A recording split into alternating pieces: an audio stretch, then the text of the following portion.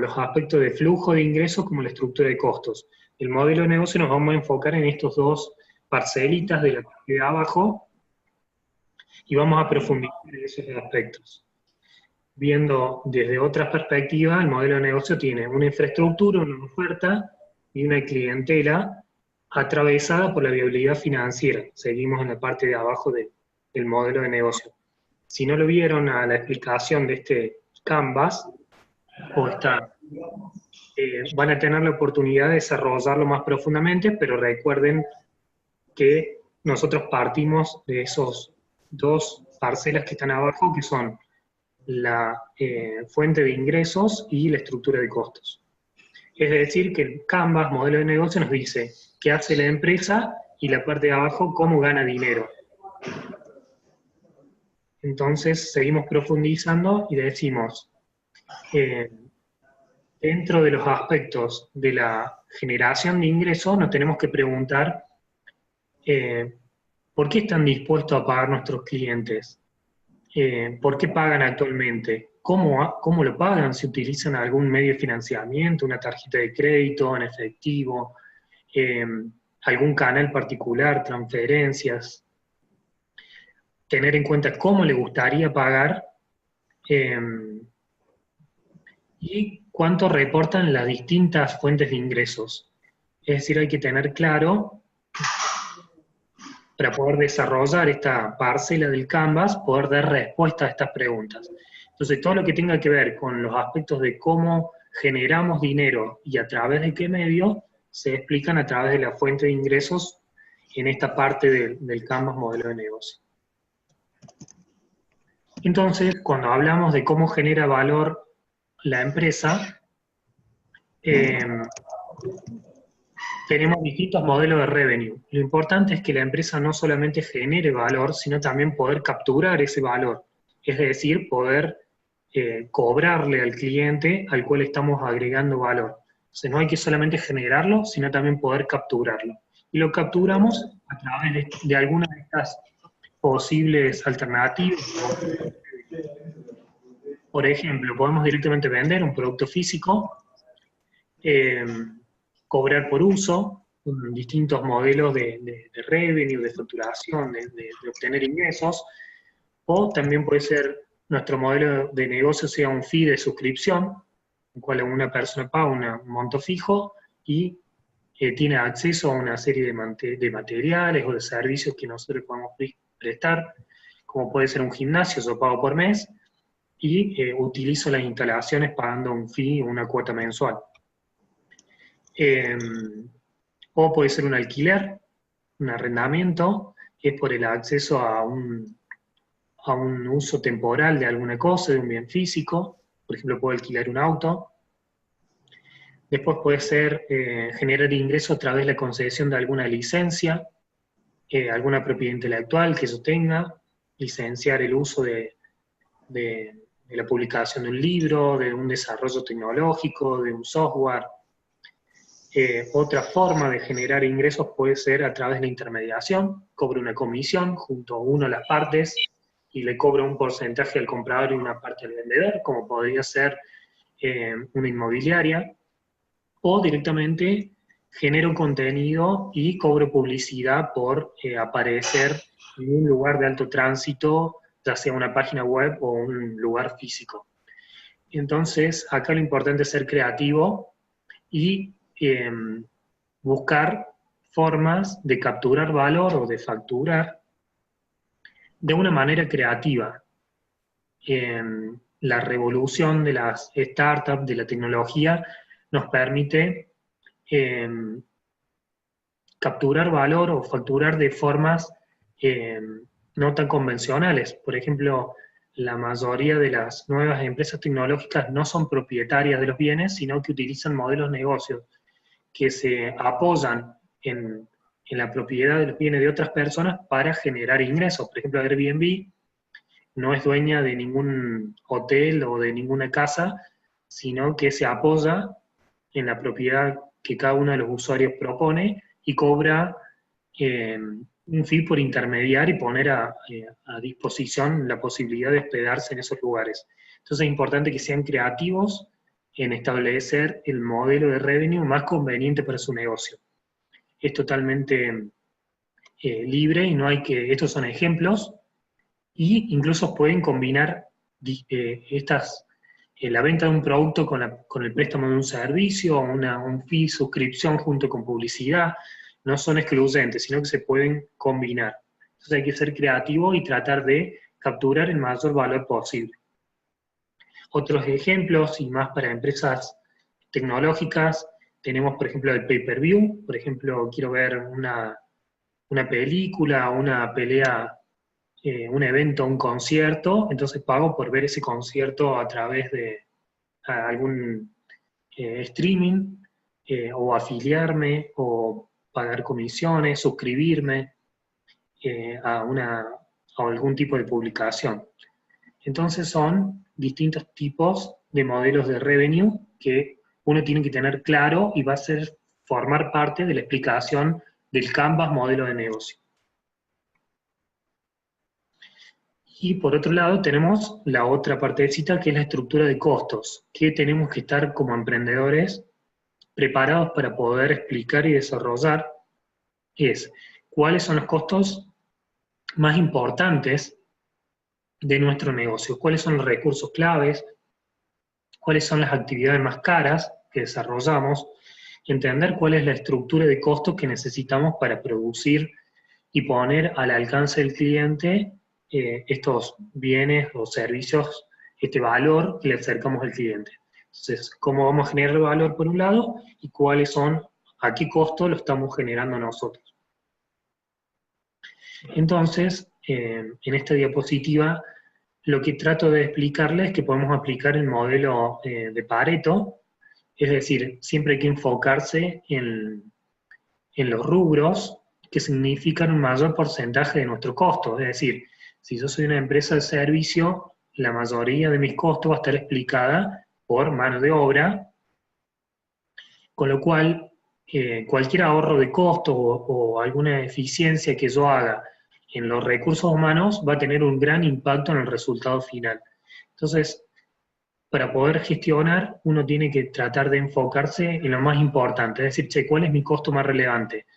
Los recursos humanos, bueno, me enfoco en cómo puedo optimizar los recursos humanos, lo cual va a tener un gran impacto a nivel estado-resultado y de valor final para. Y lo mismo podríamos hacer con la estructura de ingresos, es decir, che, qué canal o qué modelo de revenue es el que me está generando el 80% del resultado.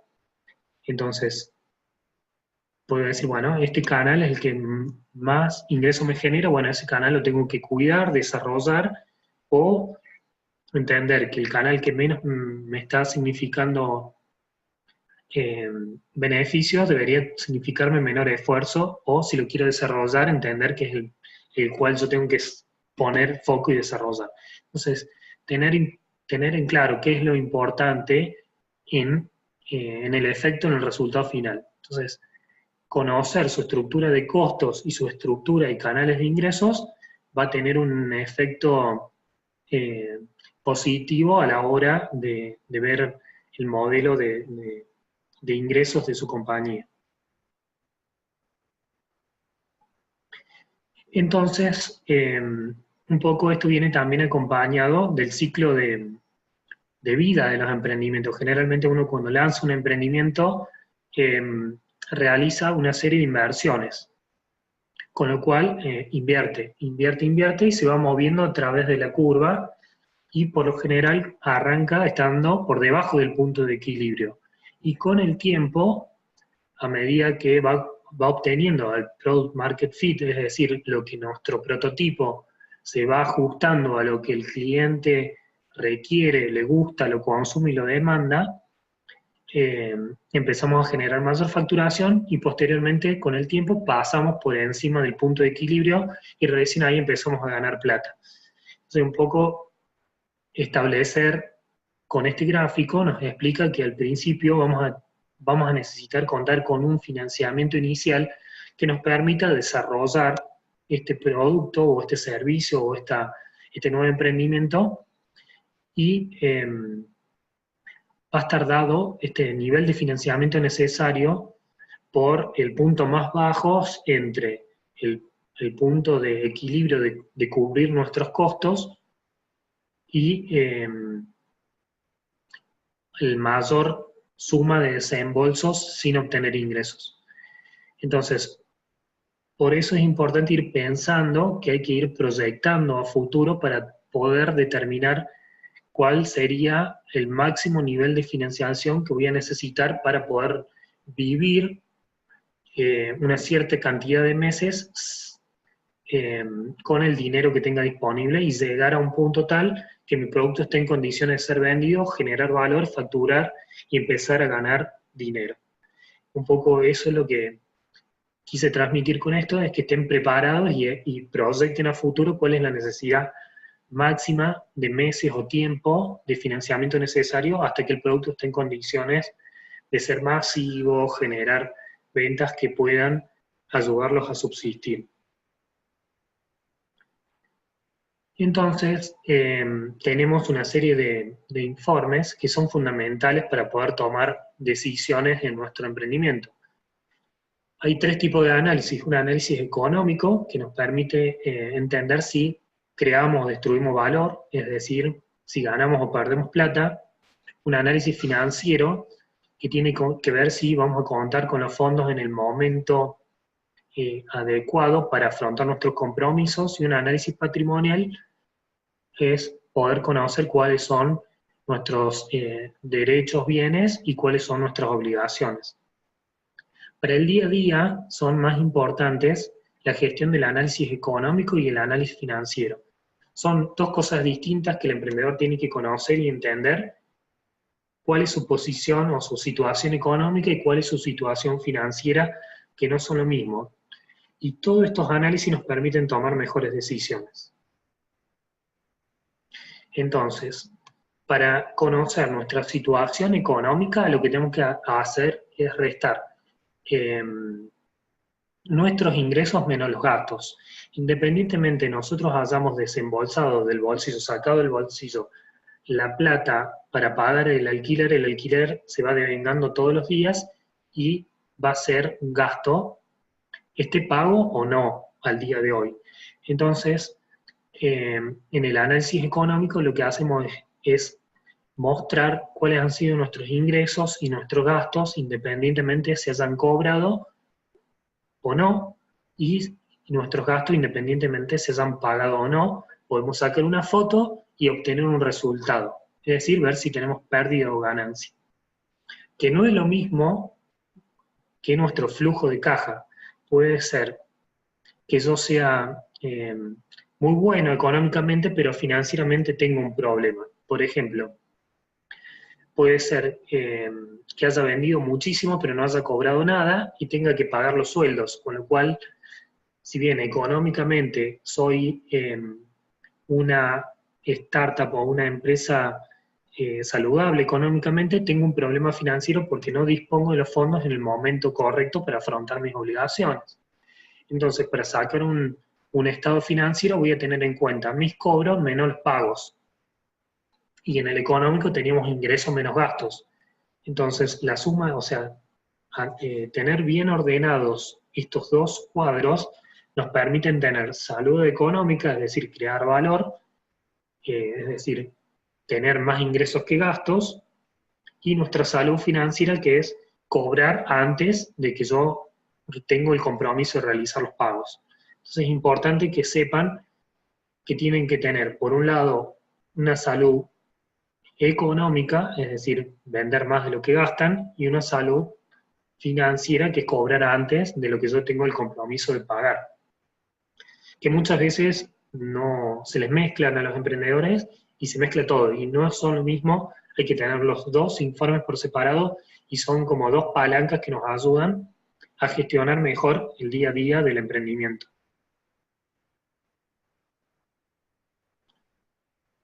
Entonces, en el análisis económico vamos a tener en cuenta qué tan rápido le pagamos a nuestros proveedores, cuánto tiempo de financiación nos dan nuestros proveedores para poder pagarles, cuánto le damos de crédito a nuestros clientes cuando les vendemos. Entonces, tomar una decisión comercial de crédito tiene un impacto en estado de financiero importante. Entonces, es importante que entiendan si puedo dar crédito o no y tratar de obtener el mayor plazo de pago de los proveedores que pueda para poder financiarme, es decir, no tener esa obligación de pagarle hasta después que yo haya podido cobrar la venta. Son estrategias que nos permiten tener salud financiera. Entonces, nos preguntamos que nos estamos dando cuenta que es importante poder presupuestar, proyectar hacia el futuro, tirar números para adelante para poder conocer nuestros grados de necesidad de fondos y hasta cuándo vamos a empezar a generar nuestros primeros ingresos y pasar eso que se llama el valle de la muerte, que es cuando ya empiezo a invertir, invertir, invertir, para desarrollar un producto que finalmente alcance el product market fit y salga al mercado y sea aceptado y genere ingresos que nos permitan superar el punto de equilibrio y generar valor. Entonces nos preguntamos, ¿qué es un presupuesto? Un presupuesto es una actividad reflexiva, es ponerse a decir, bueno, antes de empezar este nuevo emprendimiento vamos a proyectar cuánto tendría que vender, cuánto voy a tener que invertir para un determinado periodo de tiempo y cuál sería el curso de acción más efectivo para llegar a buen puerto y llevar nuestro emprendimiento en los próximos meses. Entonces, es una actividad reflexiva. Entonces, es una actividad reflexiva que tiene un círculo, que nunca se detiene.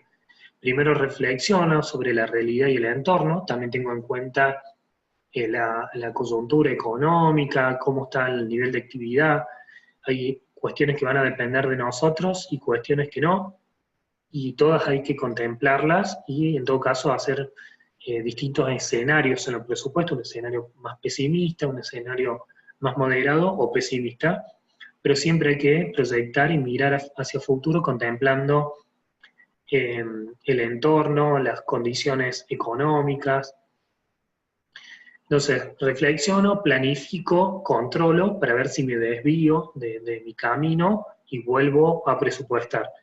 Los presupuestos se pueden ir ajustando en función de las condiciones. Si sucede algo inesperado, bueno, habrá que replantear el presupuesto y nos va a poder dar una previsibilidad futuro en función de lo que va sucediendo. Entonces, es una constante interacción entre reflexiono, planifico, controlo, vuelvo a ajustar ese presupuesto para que nos acompañe y nos lleve, nos oriente hacia donde queremos ir. Y poder darnos cuenta que si viene un camión de frente, bueno, no, yo ya lo tenía previsto y plantear acciones correctivas o de cómo voy a soportar esa situación difícil, pero yo ya la vi venir, la planifiqué y busqué acciones correctivas frente a esa situación difícil que se me espera en los próximos meses. Otro de los usos del presupuesto es que nos permite conocer qué tan eficientes y eficaces somos. O sea, eficaz es si logramos o no el objetivo, y eficiente es si lo hacemos con la cantidad de recursos adecuados, sin despilfarrar o utilizar recursos excesivamente para lograr el objetivo, gasto cualquier cosa. No, tenemos que hacer un uso racional de los recursos obteniendo el resultado esperado. Y el presupuesto nos permite que los gastos, sobre todo, no se desvíen y no usar desproporcionadamente recursos para lograr determinado nivel de ventas o salir al mercado en determinada cantidad de tiempo. Nos permite ser eficientes, ver si logré o no el objetivo y a qué costo, a un costo razonable y un uso eficiente de los recursos. Eso también nos permite ver el presupuesto. Otras de las beneficios que nos brinda generar presupuestos es que nos permite formalizar responsabilidades. Formalizar las responsabilidades en el equipo. Nos permite establecer qué se debe lograr, en qué tiempo, con qué recursos, sobre qué mercado, en qué escenarios, quién es el responsable. Al charlar como equipos y compartir y armar entre todos el presupuesto, permite que cada uno tome ownership o tome responsabilidad sobre los aspectos del presupuesto, las distintas líneas del presupuesto, sobre gastos e ingresos. Por ejemplo, el gerente comercial se hará cargo de que los niveles de ventas que se han expresado en el presupuesto sean logrables y alcanzables y desafiantes al mismo tiempo, pero a lo lógico. Y la gente de operaciones se hará cargo de que los gastos que hemos planificado y puesto en el presupuesto sean coherentes para ese nivel de ventas. Entonces todos nos vamos ajustando en el equipo para lograr el resultado. Uno de los conceptos importantes que quiero que se lleven es el concepto de liquidez, porque tiene impacto en el cash flow. El concepto de liquidez tiene que ver con la capacidad de tener activos que nos permitan cancelar obligaciones o convertirlos en dinero de manera rápida, porque puede suceder que yo tenga muchos bienes, pero que no son líquidos. Es decir, tengo una casa, yo una casa me resulta muy difícil venderla de un día para otro, o si lo logro hacer, seguramente la voy a vender a un precio irrisorio o por debajo de lo que debería ser. Entonces es importante entender que hay activos que son líquidos, es decir, activos que nos permiten transformarlos en dinero o en medios de pago de manera rápida, y hay activos como activos intangibles o bienes inmuebles, antigüedades, colecciones, que no son líquidos y no nos permiten convertirlos en dinero rápidamente, y eso puede traer alguna dificultad. Es simplemente un concepto que quiero que se lo lleven y es importante en el desarrollo de la parte financiera. Otro concepto que tienen que tener en cuenta para poder realizar el presupuesto es que hay costos fijos y hay costos variables. Costos fijos son los costos que no cambian con el nivel de actividad que yo desarrollo dentro de la empresa. Por ejemplo, independientemente del nivel de usuarios que visiten mi página o el nivel de ventas, yo tengo que pagar el servidor igual. Me visiten o no, voy a tener un servidor que está poniendo a disposición de los usuarios la página web. O en el mundo físico puede ser, yo tengo una planta que estoy alquilando, independientemente de esa planta esté produciendo unidades, esté fabricando o no, el alquiler lo tengo que pagar lo mismo. Entonces ese es un costo fijo. Es decir, el costo lo tengo igual independientemente de mi nivel de actividad. Y hay costos variables que son costos que sí cambian con el nivel de actividad. Por ejemplo, un costo de comisiones. A mayor nivel de ventas, las comisiones que yo le voy a tener que pagar a mis vendedores aumentan. Es decir, a mayor actividad, mayor comisiones. Entonces es importante que ustedes en su cabeza tengan muy claro los costos fijos y variables de su emprendimiento, porque algunos varían con el nivel de actividad y otros no. Entonces, permite tomar mejores decisiones, conocer cómo gestionar estos costos.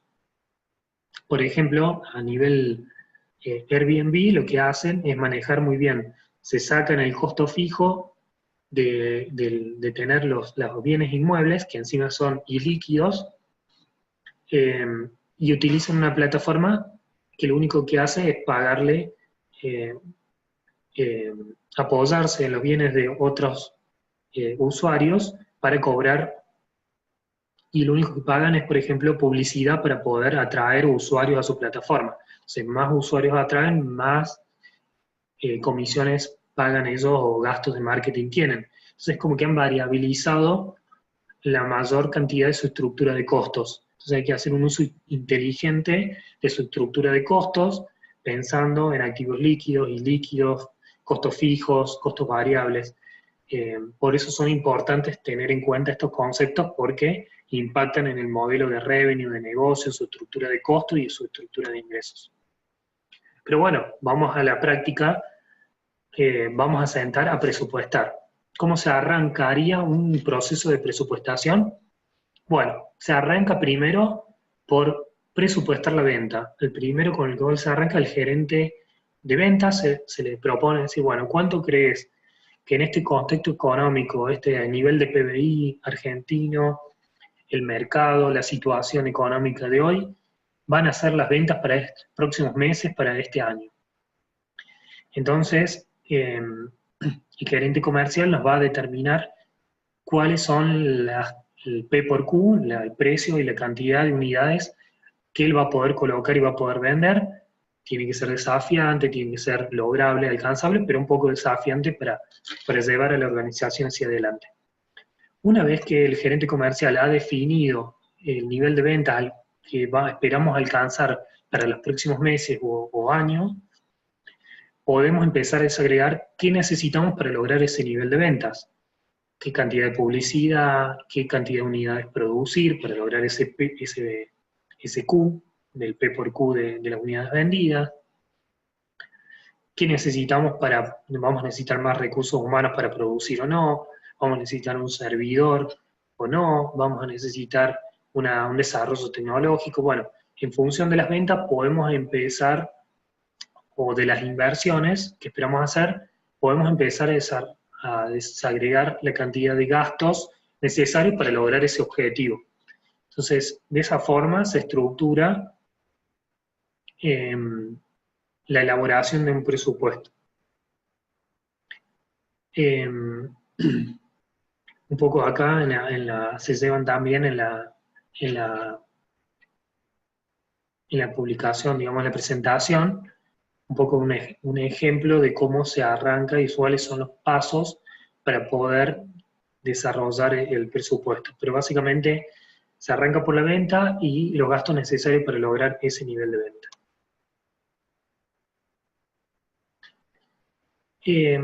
Lo que les quería mostrar ahora es un ejemplo de cash flow o de modelo financiero para su emprendimiento. Por suerte, los informes financieros y económicos para la gestión no están regulados por una resolución técnica, o no hay un modelo único, sino que el modelo es totalmente abierto a que la persona que está gestionando le sirva para tomar las mejores decisiones. Lo que se tiene que saber acá es la estructura, es decir, tengo que tener por un lado los cobros y por otro lado los pagos, y tener columnas para los distintos plazos de tiempo para los cuales yo quiero presupuestar. En este caso, meses. Tranquilamente podrían ser días, o podrían ser meses o años. Para hacer un presupuesto mensual vamos a tener columnas con meses y filas con los cobros que esperamos tener en cada uno de los meses y los gastos que vamos a pagar. Por ejemplo, ventas, aporte de los socios, son cobros o flujos positivos de ingresos. Y por otro lado tenemos pagos, como pueden ser los servicios de agua, luz, teléfono, los alquileres, el pago de publicidad, en función de cuándo vamos a recibir estos ingresos y cuándo vamos a desembolsar estos pagos, vamos anotando en la planilla y podemos arrancar con un saldo inicial que va a ser caja al inicio, fondos recaudados en la ronda de inversión al inicio, y cómo se van a ir consumiendo o generando, si venden más de lo que consumen, los flujos de fondo a medida que uno va transitando los meses. Se arranca con un saldo inicial y se termina al final del mes con la diferencia entre cobros y pagos. Ese saldo final se va a trasladar como el saldo inicial del mes siguiente. Entonces, tenemos un saldo inicial, cobro, pago, tengo un saldo final que lo arrastro como un saldo inicial del mes siguiente. Como cerré el último día del mes, es como inicio el primer día del mes siguiente, con la plata que tenga en caja y bancos. Entonces, esta planillita es solamente a modo de ejemplo. Cada emprendimiento tiene características y modelos de negocio distintos, entonces cada uno lo va a tener que ajustar a lo que le sirva para tomar la mejor decisión de sus compromisos y sus niveles de ingresos. Igual van a tener la presentación. Y por otro lado está un estado de resultado que, si bien existen normas para poder tener estados de resultados que sean para terceros, hay estados de resultados que uno puede hacer para nivel gestión, que no requiere seguir una resolución técnica, sino que uno lo hace en función, le permita tomar las mejores decisiones. Yo les recomiendo que, como el estado de resultado de presentación a terceros no lo tienen todos los meses, sería óptimo tenerla todos los meses, pero si no lo tienen, armen ustedes su estado de resultado económico para poder tomar decisiones y conocer si están creando o destruyendo valor, ganando o perdiendo dinero. Entonces, un estado de resultado, voy a poder poner acá la facturación, independientemente la haya cobrado o no, yo en la foto la sale. La facturación se carga acá independientemente esté cobrada o no, y los gastos que yo tenga independientemente los haya pagado o no, los tengo que cargar en el estado de resultado para poder determinar si creo valor o no, es decir, si mis ingresos son mayor a los resultados, a los gastos necesarios para obtener ese ingreso. Se nos permite saber si creamos o destruimos valor, es decir, lo que estoy realizando me permite sustentable y ser una empresa sostenible y sustentable en el tiempo, o sigo destruyendo valor porque todavía no logré el product market fit, es decir, obtener el prototipo del producto que realmente quiere el mercado y que estaría dispuesto a comprarme. Es normal que esto de que se va destruyendo valor, pero no se puede prolongar en el tiempo, en algún momento esto tiene que pasar a dar positivo el resultado. Entonces, si están en etapas de desarrollo iniciales, no hay problema porque no va a haber facturación, solamente va a haber un detalle de gastos y va a dar pérdida. Pero con el tiempo esto se tiene que revertir y la fila de facturación tiene que empezar a aparecer, si no, con el tiempo nos vamos a fundir. Un poco esa es la función de conocer tu estado de resultado, cuál es el nivel de pérdida que tenés por el desarrollo del producto. Tengo un ejercicio en Excel que, si quieren, después se los puedo compartir, está resuelto.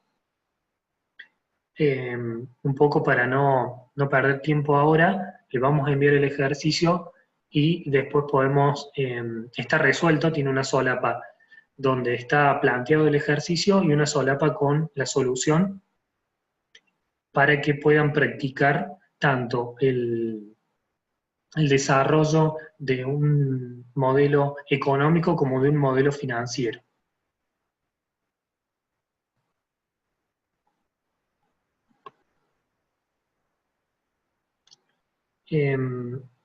Ahora quería desarrollar los aspectos que tienen que ver con las cuestiones más legales y las cuestiones impositivas que tienen que tener en cuenta a la hora de desarrollar su negocio. Todo negocio arranca con una idea y uno empieza a trabajar por cuenta propia, es decir, como monotributista, para no generar grandes cargas impositivas y administrativas. Es decir, cuando uno está haciendo su prototipo, está validando, recomendable arranquen como monotributistas para hacer sus primeras facturaciones.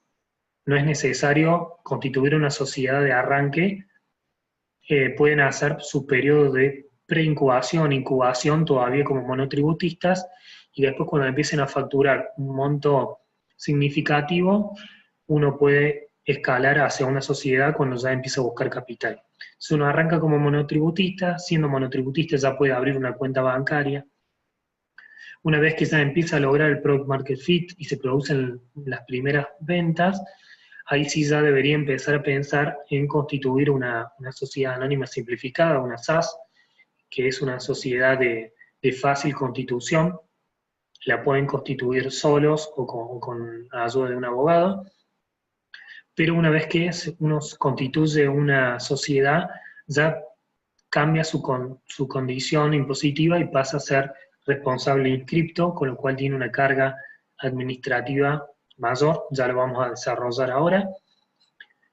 Cuando uno se inscribe tiene un quit, con el quit uno se inscribe en los impuestos, en IVA y en ganancias, al ser una sociedad, tiene la carga administrativa de presentar IVA, habrán escuchado que las sociedades pagan IVA y pagan el impuesto a las ganancias, y es importante porque la sociedad, mantenerse como monotributista cuando ya la facturación es importante y si son un grupo de emprendedores, tienen varios socios, es como que toda la plata y la facturación va a estar a nombre de una persona. En cambio, cuando constituyen la sociedad, el dinero recaudado y los compromisos tomados van a estar a nombre de todos los integrantes de la sociedad, lo cual, frente a una posible pelea de socios, no tenés el problema de que toda la plata está en la cuenta bancaria del mono que se había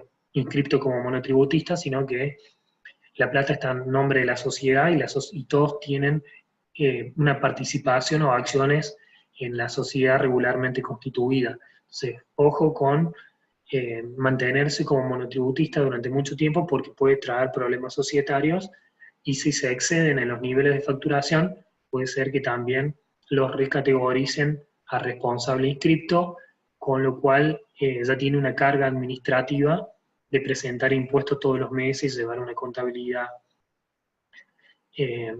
También otro punto importante, que si uno se mantiene como monotributista durante demasiado tiempo y está empezando a buscar capital para financiar su emprendimiento, los inversores no invierten en monotributistas, sino invierten en sociedades anónimas en los cuales puedan tomar acción. Entonces, esos son los puntos por los cuales hay puntos de inflexión en los cuales es importante pasarse a constituir una sociedad y no mantenerse como monotributistas de manera perpetua, digamos, ¿no es cierto?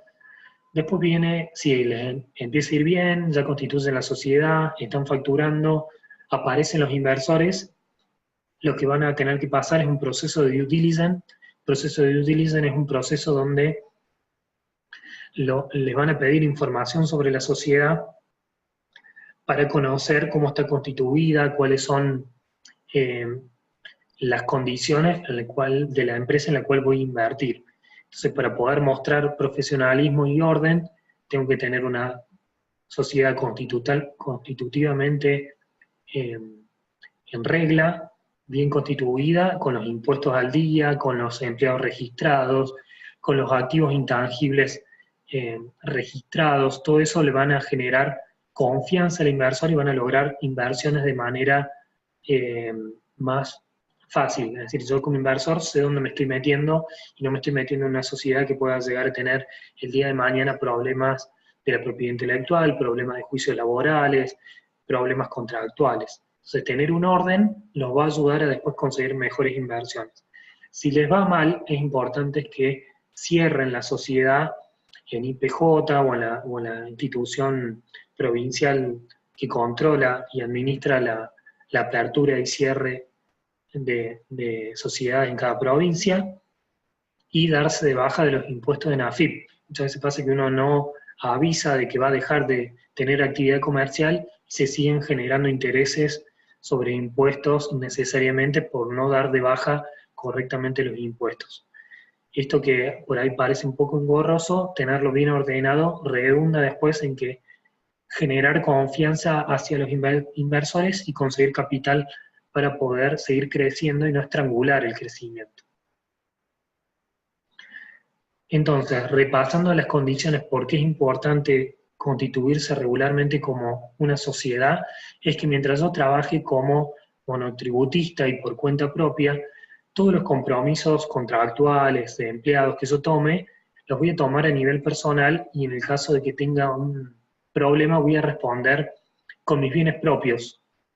eh, con todo, que todos los bienes que estén a mi nombre. En cambio, si estoy constituido como una sociedad, voy a poder limitar mi responsabilidad al capital aportado. Cualquier compromiso que tome la sociedad y que salga mal, tenga un juicio y tenga que afrontar un compromiso, bueno, ese juicio, esa persona va a poder ir hasta el límite del capital aportado en la sociedad, lo cual genera una cierta resguardo para los inversores constituirse como sociedad. Eso es importante que lo tengan claro. Todo esto está arreglado por la ley 19.550, que es la ley de sociedades, y la ley modificatoria. Si quieren profundizar más sobre las cuestiones legales, está la ley de sociedad, la ley general de sociedad o la ley de sociedades comerciales que ha sido modificada. ¿Y cuáles son los tipos societarios más utilizados? Está la sociedad de responsabilidad limitada, la sociedad anónima y la SAS. Nosotros recomendamos la SAS porque es de fácil constitución y que rápidamente pueden estar operativos. Muchas veces constituir una sociedad anónima común lleva mucho más tiempo, más verificaciones en las entidades provinciales para sacar el ok de que la sociedad está constituida. En cambio, la SAS tiene un trámite mucho más expreso, tiene un objeto social tipo y un contrato tipo al cual uno se adhiere y hace que la sociedad salga más rápido. Y si yo quiero realizar modificaciones, las puedo hacer posteriormente a que me dieron el ok de inscripción y después meto las modificaciones, total yo ya puedo estar operativo. Por otro lado, la sociedad de responsabilidad limitada tiene menor carga administrativa de tener que presentar balance en IPJ, actas societarias, pero tiene el inconveniente de que cada vez que yo ingrese un nuevo socio y salga a buscar capital, tengo que buscar un abogado y redactar de nuevo el estatuto social. Con lo cual los inversores, si ustedes esperan constituir sociedades con las cuales van a salir a buscar capital para crecer en el futuro, se recomienda la SAS. La sociedad de responsabilidad limitada es más recomendable en el caso en que los socios no van a variar en mucho tiempo. Por ejemplo, empresas familiares. Son hermanos y el padre sé que no va a ingresar un nuevo socio, de que esto es una empresa estable, familiar. Bueno, ahí sí te podría recomendar una sociedad de responsabilidad social limitada, porque no vamos a salir a buscar capital, los socios van a ser siempre los mismos, vamos a tener menor carga administrativa. Pero para startups donde se busca un crecimiento exponencial, crecer, desarrollarse, recomendamos la SAS. Acá tiene las características de cuáles son los requisitos para constituir una sociedad de responsabilidad limitada, tiene un tope de socios, hay un capital mínimo para aportar, todo eso se los dejo para que lo profundicen ustedes. Lo importante es que sepan que la SAS es una herramienta con la cual hoy los emprendedores podemos estar rápidamente operativos para poder abrir nuestra cuenta bancaria y empezar a facturar. Otro tema importante es que tiene flexibilidades a la hora de administrar la sociedad, es decir, se pueden llevar los libros de manera digital, los socios pueden participar vía Skype mediante modelos digitales, pasa que muchos socios están en distintas partes del mundo y no podían justificar que estaban presentes en las actas. Hay una serie de flexibilidades que son muy útiles. Por ejemplo, la más importante para mí es el capital mínimo para constituir la sociedad. Hoy está en 2 salarios mínimos vital y móvil, es decir, con muy poco capital yo ya puedo constituir mi sociedad. Antes creo que eran 100.000 pesos como mínimo para constituir una SA. Hoy con mínimo capital ya me permite constituir una sociedad, lo cual hace que sea fácilmente constituir una sociedad y no necesite un desembolso importante de aporte para constituirla. Es realmente económico constituir una SAS. También es importante que como emprendedores tengan cuidado con, a la hora de contratar recursos, tomar compromisos. sobre todo con el tema de los juicios laborales. Puede ser que cuando estamos iniciando un proyecto no tengamos la capacidad de tener empleados en relación de dependencia, pero sí lo que tenemos que hacer es como mínimo tener empleados monotributistas, pero con un contrato a un plazo por un proyecto determinado. Es decir, yo te contrato para el desarrollo de tal parte de la aplicación por un periodo fijo de tiempo. Entonces yo acoto la contratación de ese personal a un periodo de tiempo, a una actividad determinada, cosa que en el futuro tengan mayores herramientas para poder hacer una defensa frente a un posible juicio laboral. ¿Por qué? Porque no tener eso bien ordenado y donde se pueda probar que hubo subordinación técnica, subordinación jerárquica y económica por parte del empleador, hay una actividad laboral y voy a tener un juicio, un problema. Entonces, siempre que yo le diga al empleado qué tiene que hacer, subordinación técnica, cómo lo tiene que hacer, en dónde, en qué horario, hay subordinación jerárquica, y si es la única persona a la cual le factura, es decir, hay facturas correlativas, todas esas son pruebas de que esta persona era empleado y no era una persona contratada a un fin determinado. Entonces, cuidado a la hora de tomar compromisos y de empezar con la contratación de los empleados.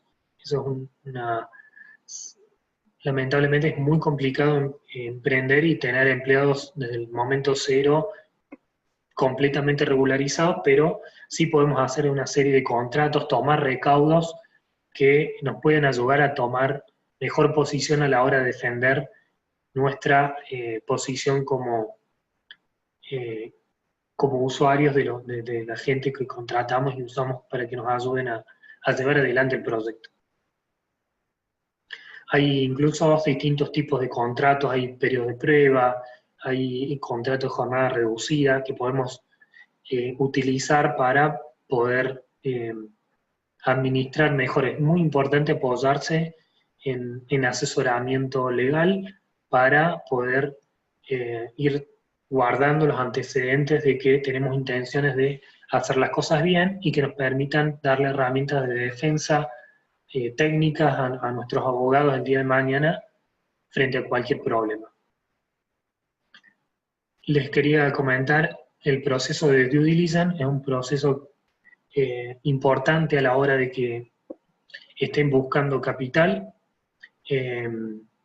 No solamente se va a hacer sobre aspectos legales, los papeles, los impuestos, sino también puede haber due diligence de cuestiones legales, de cuestiones laborales, todo esto que les digo de los contratos, asuntos medioambientales, aspectos tecnológicos, si están utilizando una tecnología adecuada para escalar el producto, una tecnología que cuando entren 10.000 usuarios a la vez no explote y se rompa, sino que lo soporte. Entonces, es importante ir preparando a cada paso que dan el futuro. Es decir, si yo tomo los recaudos hoy, el día de mañana cuando salga a buscar capital, voy a poder mostrar que soy una persona profesional, consistente y que fui planificando paso a paso, porque lo que me sucede es que la mayoría de los emprendedores se enfocan demasiado en el desarrollo del producto y se enfocan en eso y nada más, en que sea lo que está bien al inicio, que lo hagan así, que se enfoquen en que lograr el product market fit, que sea lo que el cliente quiere, empatizar con el cliente, todo ese desarrollo de producto. Pero siempre piensen que en algún momento ese producto tiene que escalar y que van a necesitar capital adicional. Entonces, ser ordenado y tomar recaudos permiten que ese crecimiento no se estrangule en el futuro. Ahí está la posibilidad de hacer resguardo de la propiedad intelectual, resguardo de la marca. Por ahí cuando están en etapas iniciales esto no es tan importante, pero cuando empiezan a tener una facturación importante y los empiezan a reconocer por su marca, sí es importante tomar el resguardo de la propiedad intelectual y de la marca porque ya tiene valor comercial la marca. Si todavía no tienen ventas significativas, esto no es importante, pero cuando ya los reconocen por un logo, por una imagen, por un nombre, y eso ya empieza a tener valor comercial, les recomiendo que inmediatamente procedan con los procedimientos de registro de las cuestiones de marca y de propiedad intelectual de lo que están generando, porque ya tiene un valor económico y hay que resguardarlo. Esto, los aspectos impositivos, vamos a profundizar un poquito rápidamente. Como les había comentado, en el camino del emprendedor, a medida que se desarrolla, primero se empieza con un régimen simplificado, monotributista, lo que permite hacer un pago de un impuesto único que resume todos los impuestos y uno lo paga y se puede quedar tranquilo de que tiene todas sus obligaciones fiscales al día. Pero cuando uno constituye una empresa, inmediatamente pasa al régimen general. O cuando soy una empresa o cuando supero un límite de facturación que viene dado por una tabla que nos da AFIP, tengo que pasarme al régimen general. El régimen general implica que tengo que presentar todos los meses declaraciones juradas de IVA y al final del año de ganancias. Esto es una carga administrativa para la cual tengo que llevar un orden contable, administrativo, que me permita hacer estas presentaciones. Entonces, mientras están validando, están creciendo, están desarrollando, está bien que sean monotributistas, pero por una cuestión de seguridad de socios y de nivel de facturación, van a pasar a ser una sociedad, con lo cual van a pasar al régimen general, y eso implica una carga administrativa. Acá tienen la tabla de monotributo, es decir, el monotributo tiene una serie de características que viene dado por la superficie afectada al proyecto, la energía eléctrica, el costo del alquiler y los ingresos. En esa tablita yo entro y me fijo de todas estas variables, cuál es la que mayor categoría me da.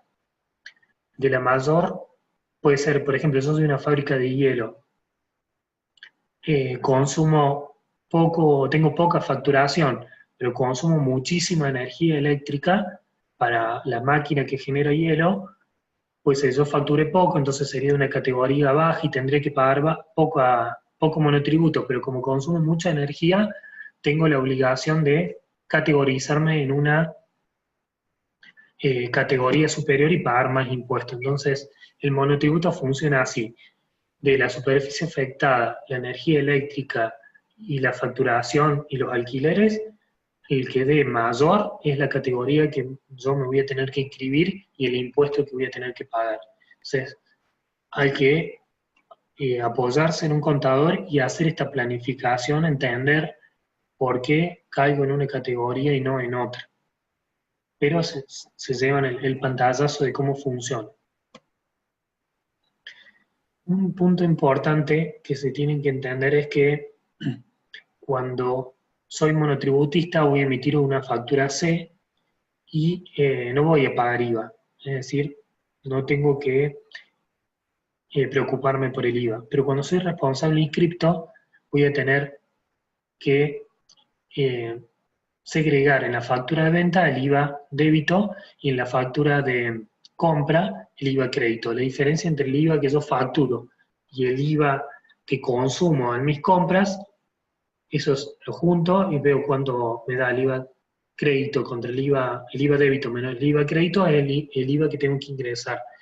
Entonces, cuando estén en el régimen general, como responsables inscriptos, es importante que siempre pidan a sus proveedores factura A, para poder acumular la mayor cantidad de IVA crédito y poder pagar menos IVA.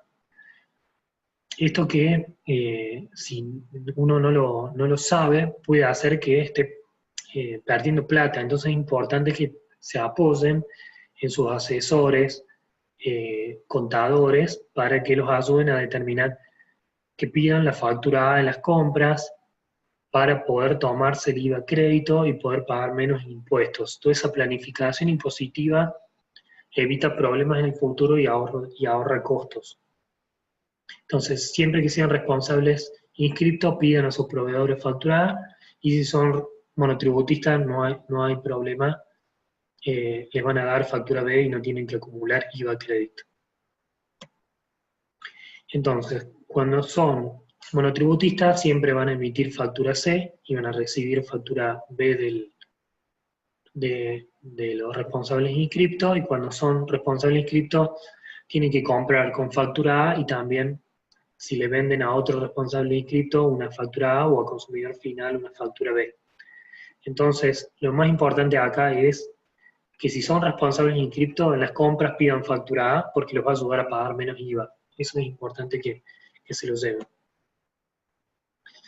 Otro punto importante es que cuando son responsables inscriptos con la clave fiscal que les van a dar cuando se inscriban, van a poder consultar su situación impositiva con AFIP.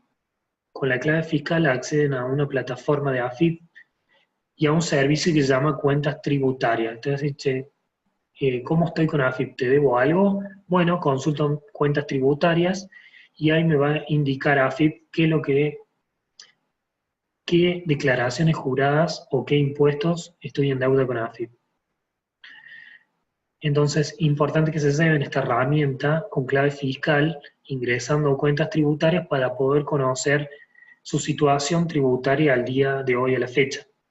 Esto está disponible, es de acceso con la clave fiscal, entonces así pueden conocer su situación fiscal en cada momento. Es una herramienta valiosa que se tienen que llevar y conocer.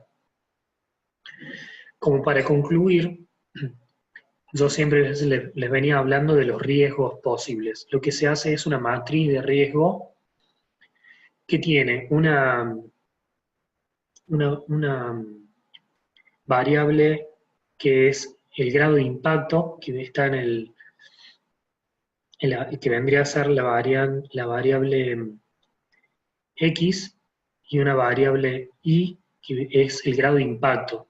Entonces, si el grado de impacto es bajo o insignificante y la probabilidad de ocurrencia es raro, me voy a situar más a la izquierda, abajo del cuadro.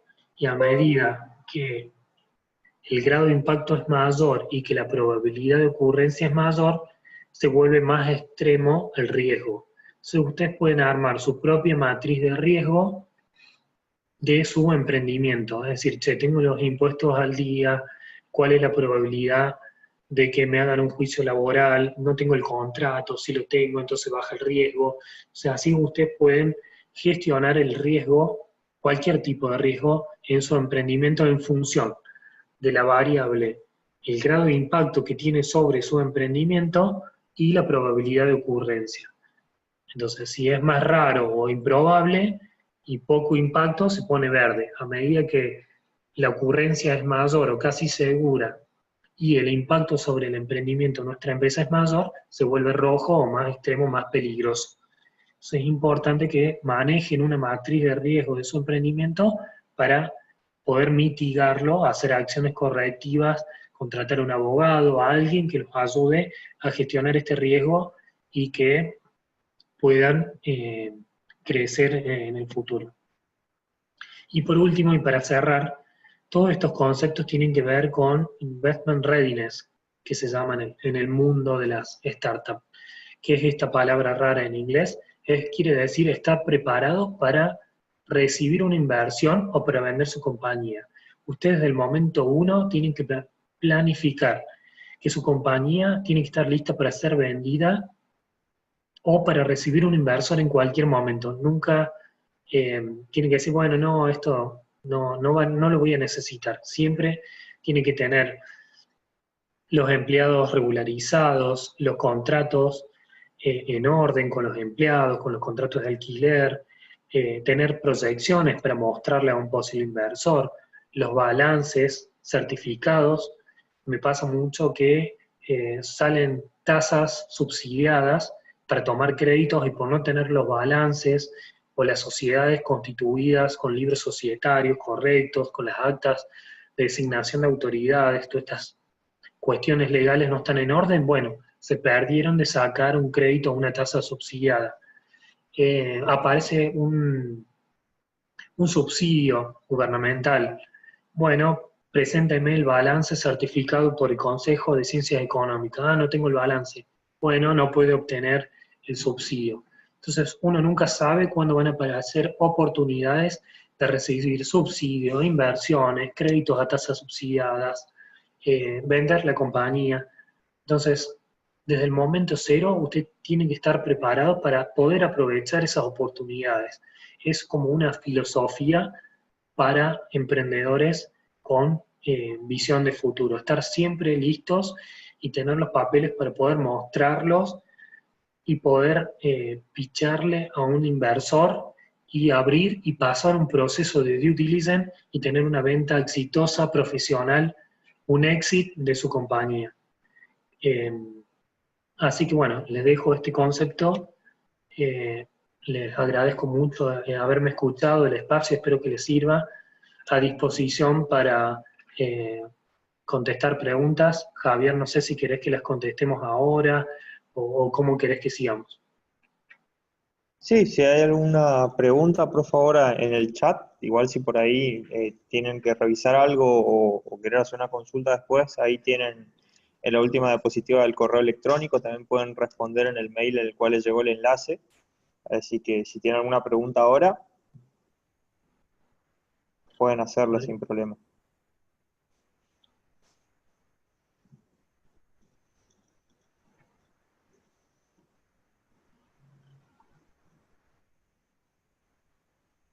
Aparentemente no. Ahí por privado me preguntan si estaba grabada. Sí, me preguntaron ahí varios de eso, así que sí. Gera y Silvia vamos a estar subiendo a YouTube una vez editadas las grabaciones. Si eso va a ser la semana que viene después de dar los talleres. La semana mañana y pasado son presenciales en Resistencia y en Corrientes, y la semana que viene también un webinar y dos presenciales eh, de pitching, ¿sí? Es cómo hacer un pitch para presentar el proyecto. Es el próximo taller y el último de esta serie de 4 de preaceleración. Le va a estar llegando tanto la presentación como el Excel con el ejercicio. Bueno, eh, bárbaro, a disposición y un placer acompañar a Incutex NEA, así que eh, lo que necesiten, Javier, a disposición. Bueno, genial. Muchísimas gracias, Pablo, por tu tiempo. Saludos a todo el equipo por allá y gracias a todos ustedes por haber participado, chicos y chicas. Les va a estar llegando la presentación y toda la información, y cualquier consulta, háganla sin ningún tipo de problema. Hasta luego. Bueno, un abrazo, chao. Chao, Pablo.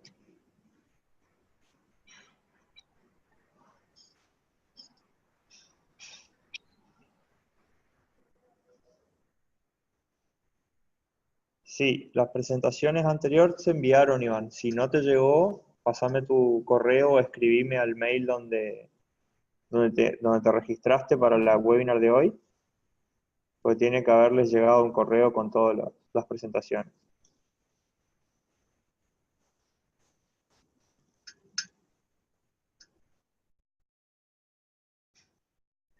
Bueno, muchas gracias. Si ven que hay algo que corregir, no tengan ningún tipo de problema, nos dan el feedback para si hay algo que se pueda revisar o hacer mejor, ningún problema.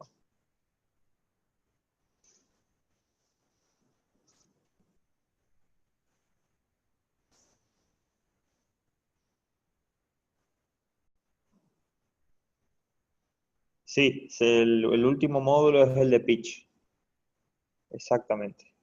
Termina con ese módulo, Vanessa, y bueno, vamos a ver si para mediados o fines de abril vamos a revisar. Los que no recibieron el mail, por favor me escriben. Ah, ok.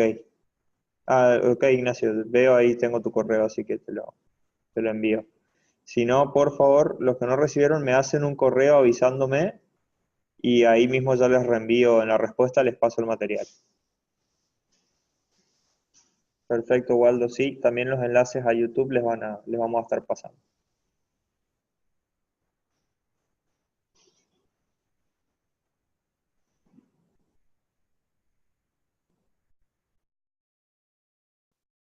Por favor, Joana, envíame un correo, así vemos. Hay muchos correos que me llegaron con algún error de tipeo y rebotaron, así que posiblemente esté entre esos, algunos a los que no les llegaron.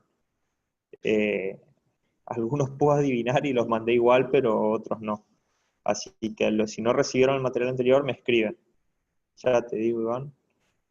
Voy a tocar el mail.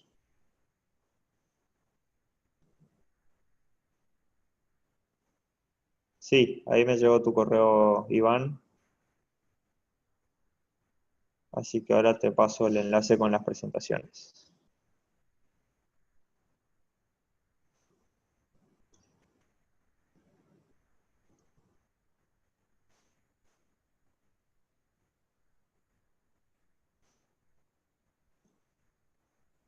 Muy bien, muchas gracias a todos. No, los videos todavía no se subieron, estamos editándolos y bueno, estamos preparando los talleres en paralelo a eso, así que cuando terminemos los talleres los vamos a subir y también le va a llegar el mail. Nico, escribime por favor un correo electrónico al mail donde te paso el correo al cual me pueden escribir y ahí les va a estar llegando las presentaciones. Dame un segundo.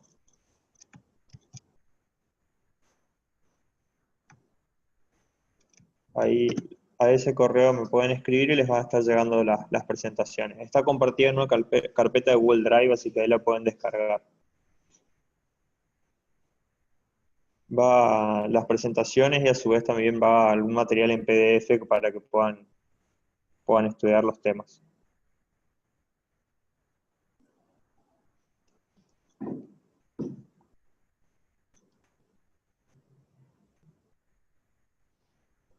Bueno, estamos terminando entonces. Si no recibieron la presentación o aquellos que no pudieron estar en el webinar completo, me pueden hacer un correo. Ahí paso de vuelta el mail y les voy a mandar la presentación y cuando subamos a YouTube el webinar van a poder verlo completo. Ahí a ese correo me pueden escribir.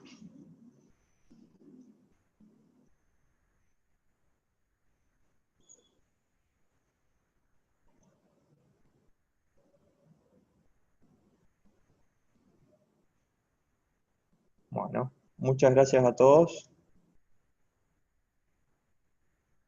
Nos vemos el jueves que viene. Igual le va a estar llegando bien por mail la información del último taller. Gracias a todos por participar.